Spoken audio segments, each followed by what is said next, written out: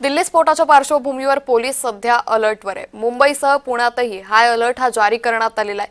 त्यामुळे काल सायंकाळी 6:45च्या सुमारास दिल्लीमध्ये भीषण असा स्फोट झाला आणि त्याच पार्श्वभूमीवर फक्त दिल्ली नव्हे तर आता संपूर्ण देशातील महत्त्वाच्या शहरांमध्ये पोलीस यंत्रणा ही सज्ज झाल्याचं पाहायला मिळतंय।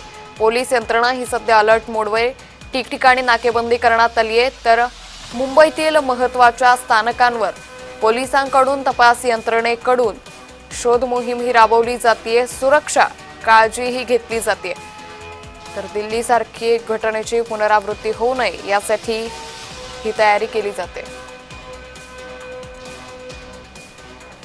तर या संदर्भात अधिक माहिती घेऊयात आमचे प्रतिनिधी महेंद्र जोईल यांच्याकडून। महेंद्र, दिल्लीमध्ये काल स्फोट झाला आणि या पार्श्वभूमीवर मुंबई पुण्यामध्ये आज हाय अलर्ट देण्यात आलाय। मुंबईची काय स्थिती?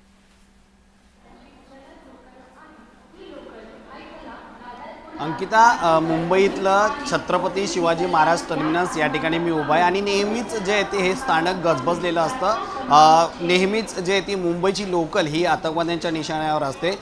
मात्र या ठिकाणी आपण पाहिलं तर काल जो दिल्लीमध्ये बॉम्बस्फोट झाला होता, जो गाडीमध्ये स्फोट झाला होता, त्यानंतर इथे जी सुरक्षा यंत्रणा आहे ती वाढवण्यात आली होती। सध्या मी स्थानकात जे परिसरात काही सुरक्षा रक्षक आहेत ते तुम्हाला दाखवतो।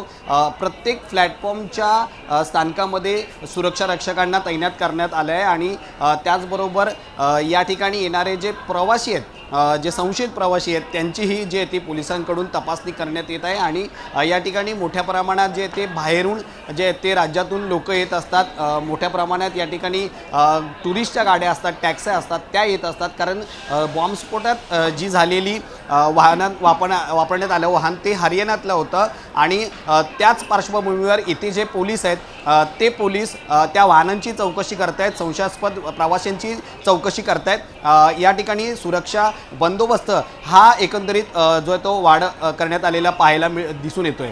अंकिता, धन्यवाद महेंद्र, आपण दिलेल्या सविस्तर माहितीसाठी। त्यामुळे मुंबईतील महत्त्वाच्या अशा स्थानकावरती CSMT स्थानकावर सध्या पोलिसांकडून शोध मोहीम राबवली जाते।